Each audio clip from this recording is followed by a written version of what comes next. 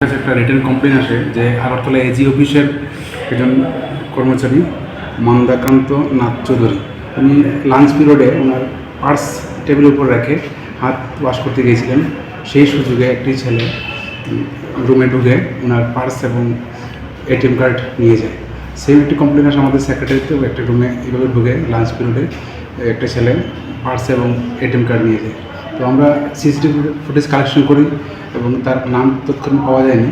তারপর আমরা অবজারভেশন রাখি ছেলেটি কে হতে পারে। আজ আমরা তাকে লেকচুমন এলাকায় পাই এবং তাকে আমরা অ্যারেস্ট করে থানায় নিয়ে আসি এবং তার কাছ থেকে চুরি যাওয়ার জন্য রিকভারি করি এবং সে তার কনফেস করেছে সেই চুরিগুলি করেছে।